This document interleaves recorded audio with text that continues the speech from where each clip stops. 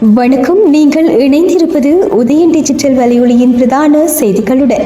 செய்தி தொகுப்பு உதயன் டிஜிட்டல் செய்தி பிரிவு. செய்திகளுடன் இணைந்திருக்கும் நான் லிஷா தரணீஸ்வரன். இலங்கை தமிழரசு கட்சியின் மூத்த தலைவரும் நாடாளுமன்ற முன்னாள் உறுப்பினருமான மாவை சேனாதிராஜா தனது 83வது வயதில் நேற்றைய தினம் காலமானார். குளியல் அறையில் கால் தடுக்கி கீழே விழுந்ததால் தலையில் உள்ள நரம்பொன்று பாதிக்கப்பட்ட நிலையில் யாழ்ப்பாணம் போதனா மருத்துவமனையில் சேர்க்கப்பட்டு சிகிச்சை பெற்று வந்த நிலையில் சிகிச்சை பலனின்றி நேற்றிரவு காலமானார். இவரின் மறைவுக்கு அரசியல்வாதிகள், பிரமுகர்கள் என பலரும் இரங்கல் தெரிவித்து வருகின்றனர். சேனாதிராஜாவின் பூதவூடல் அரசடி வீதி, மாவட்டபுரம், தெல்லிப்பளையில் உள்ள அவரது இல்லத்தில் அஞ்சலிக்காக வைக்கப்பட்டுள்ளது. சேனாதிராஜாவின் உடலை அவரது குடும்பத்தினரின் அனுமதியுடன் நாடாளுமன்ற உறுப்பினர் ஸ்ரீதரன் பொறுப்பேற்றுள்ளதோடு எதிர்வரும் ஞாயிற்றுக்கிழமை பிற்பகல் 3 மணிக்கு அவரது இறுதிக் கிரியைகள் நடைபெறும் எனவும் அறிவிக்கப்பட்டுள்ளது. மறைந்த இலங்கை தமிழரசு கட்சியின் மூத்த தலைவர் மாவை சேனாதிராஜாவின் புகழுடலுக்கு இலங்கை தமிழரசு கட்சியின் கொடி போர்த்தப்பட்டு உயர் மரியாதை செலுத்தப்பட்டது. நாடாளுமன்ற உறுப்பினரும் கட்சியின் நாடாளுமன்ற குழு தலைவருமான சிவஞானம் ஸ்ரீதரன் தலைமையில் நாடாளுமன்ற உறுப்பினர்களான ஞானமுத்து ஸ்ரீநேசன், கவேந்திரன், கோடீஸ்வரன், முன்னாள் நாடாளுமன்ற உறுப்பினர்களான பாக்கிய செல்வம், அரியநேந்திரன், சேனித்தம்பி ஜோகேஸ்வரன் மற்றும் கட்சியின் பொருளாளர் பெரிய தம்பி கனக சபாபதி ஆகியோரால் இன்று காலை அன்னாரது புகழுடலுக்கு கட்சி கொடி போர்த்தப்பட்டு அஞ்சலி செலுத்தப்பட்டது.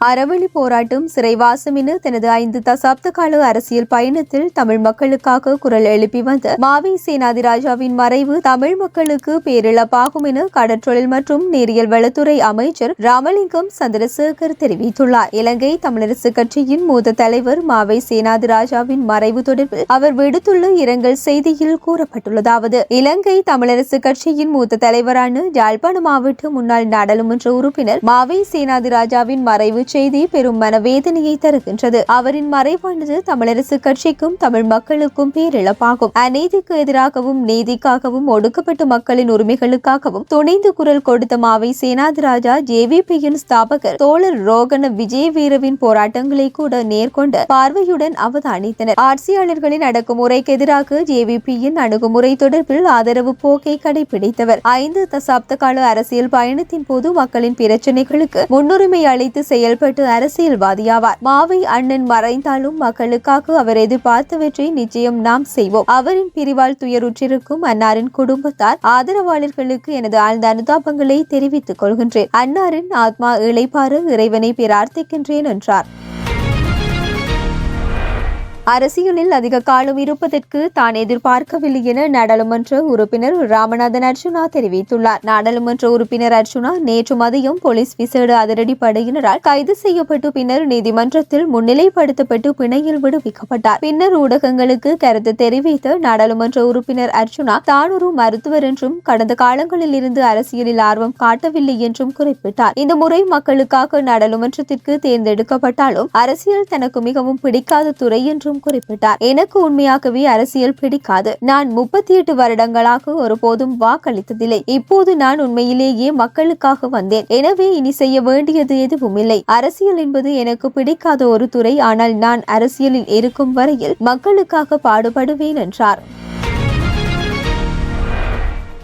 இலங்கையின் 77வது சுதந்திர தின நிகழ்வுகளை பிப்ரவரி 4ஆம் திகதி சுதந்திர சதுக்கத்தில் நடத்துவதற்கான ஏற்பாடுகள் மேற்கொள்ளப்பட்டுள்ளன. நாட்டின் கௌரவத்தை மேலோங்க செய்யும் வகையில் வெகு விமர்சையாகவும் செலவுகளை கட்டுப்படுத்தும் வகையிலும் இம்முறை சுதந்திர தின நிகழ்வை நடாத்த எதிர்பார்த்துள்ளதாக பொது நிர்வாக, மாகாண சபைகள் மற்றும் உள்ளூராட்சி அமைச்சர் AHMH அபயரத்ன தெரிவித்தார். அரசாங்க தகவல் திணைக்களத்தில் இன்று காலை இடம்பெற்ற ஊடகவியலாளர் சந்திப்பில் கலந்து கொண்டு உரையாற்றும் போதே அமைச்சர் இவ்வாறு தெரிவித்தார். இதற்கிடையில் ஊடக சந்திப்பில் பங்கேற்ற பாதுகாப்பு செயலாளர் air vice marshal HS Thuyacontha சுதந்திர தின அணிவகுப்பின் அமைப்புகள் சில மாற்றங்களுக்கு உட்படுத்தப்பட்டுள்ளதாக குறிப்பிட்டார். அதன்படி இந்த ஆண்டு ராணுவ அணிவகுப்பு 1873 உறுப்பினர்களுக்கு மட்டுப்படுத்தப்பட்டுள்ளதாகவும் இந்த எண்ணிக்கை கடந்த வருடத்தை விட 1511 ராணுவ உறுப்பினர்களினால் குறைக்கப்பட்டுள்ளதாகவும் பாதுகாப்பு செயலாளர் தெரிவித்தார். இந்த ஆண்டு சுதந்திர தின கொண்டாட்டங்களுக்கு முப்படைகளின் கவச வாகனங்கள் பயன்படுத்தப்படாது என்றும் சுதந்திர தின தின கொண்டாட்டத்தின் ஒரு பகுதியாக இலங்கை கடற்படையால் 25 துப்பாக்கி சூடு மரியாதை செலுத்தும் நிகழ்வு இடம்பெறவுள்ளதாகவும் தெரிவித்த பாதுகாப்பு செயலாளர் கடந்த முறை பயன்படுத்தப்பட்ட 19 விமானங்களில் இந்த முறை சுதந்திர தின கொண்டாட்டங்களுக்கு 3 விமானங்கள் மட்டுமே பயன்படுத்தப்படும் என்றும் தெரிவித்தார்.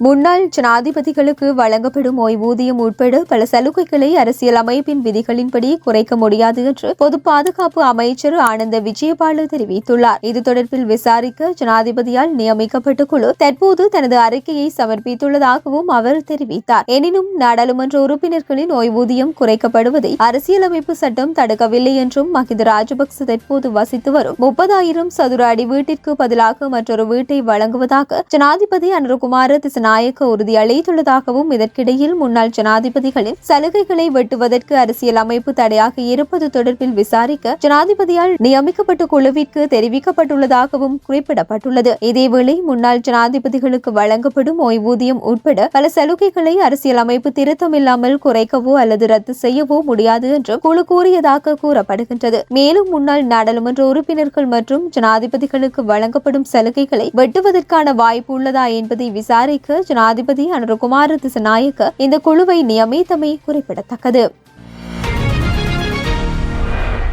அரிசி இறக்குமதியை நிறுத்த அரசாங்கம் முடிவு செய்துள்ளதாக நிதி அமைச்சக தலைவர்கள் பொது நிதிக்கான நாடாளுமன்ற குழுவிடம் தெரிவித்துள்ளனர். பொது நிதி தொடர்பான நாடாளுமன்ற குழு அதன் தலைவர் நாடாளுமன்ற உறுப்பினர் மருத்துவர் கர்சடி சில்வா தலைமையில் கடந்த 28ஆம் தேதி நாடாளுமன்ற வளாகத்தில் கூடியது. அந்த கூட்டத்திலேயே இத்தீர்மானம் எட்டப்பட்டுள்ளது. இதற்கிடையில் நெல் கொள்முதல் செய்வதற்காக நெல் சந்தைப்படுத்தல் சபைக்கு வழங்கப்படவுள்ள 500 மில்லியன் ரூபாவை திறம்பட பயன்படுத்த ஒரு திட்டம் தேவை என்று குழு தலைவர் தெரிவித்தார். மேலும் தேசிய தணிக்கை அலுவலகத்தின் 2025ஆம் ஆண்டு செயல்திறன் திட்டத்தை ஆய்வு செய்வதற்கும் திட்டங்களை சமர்ப்பிப்பதற்கும் திட்டத்தை மிகவும் பயனுள்ளதாக மாற்றுவதற்கான அறிக்கைகளை தயாரிப்பதற்கும் ஒரு துணைக்குழுவை நியமிக்க பொது நிதிக்கான நாடாளுமன்ற குழு தீர்மானித்துள்ளது. நாட்டின் அனைத்து சொத்துக்கள் பற்றிய தெளிவான புரிதலை பெறுவதற்காக இந்த விவகாரத்தில் தொடர்புடைய அனைத்து அதிகாரிகளையும் குழுவின் முன் வரவழைக்கவும் முடிவு செய்யப்பட்டுள்ளமை குறிப்பிடத்தக்கது.